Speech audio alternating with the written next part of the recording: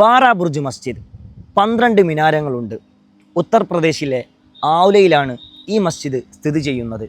നവാബികൾ 400 വർഷങ്ങൾക്ക് മുൻപ് പണി കഴിപ്പിച്ച ഈ മസ്ജിദിൻ്റെ ചരിത്രാവിശേഷങ്ങളാണ് നമ്മൾ ഇന്ന് പരിശോധിക്കുന്നത്.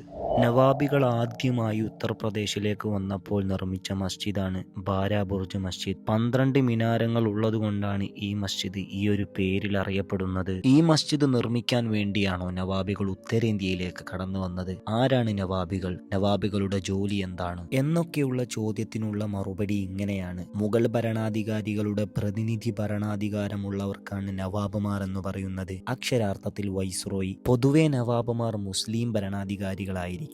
വടക്കേന്ത്യയെയും ദക്ഷിണേന്ത്യയും കേന്ദ്രീകരിച്ചായിരുന്നു നവാബുമാരുടെ ഭരണശിലാ കേന്ദ്രമുണ്ടായിരുന്നത്. ഇടക്കാലത്ത് ഉത്തരേന്ത്യൻ സന്ദർശന സമയങ്ങളിലാണ് അവരുടെ ഇത്തരത്തിലുള്ള നിർമ്മാണ പ്രവർത്തനങ്ങളും മറ്റും നടന്നിരുന്നത്. മസ്ജിദിന്റെ നിർമ്മാണം വരുന്നത് മുഗൾ ആർക്കിടെക്ചറിലാണ്. അതുകൊണ്ട് തന്നെ പള്ളിയുടെ വിശാലതയും മറ്റും നമ്മളെ ഏറെ അത്ഭുതപ്പെടുത്തും. ഇത്തരത്തിലുള്ള കാഴ്ചകൾ നമുക്ക് കാണണമെങ്കിൽ നമ്മൾ നിരന്തരമായി യാത്ര ചെയ്യണം. യാത്രകൾ നമ്മൾ പോലും അറിയാത്ത പലയിടങ്ങളിലേക്ക് നമ്മെ കൊണ്ടെത്തിക്കും. പുതിയൊരു ചരിത്രാവിശേഷങ്ങളുമായി വീണ്ടും കാണാം.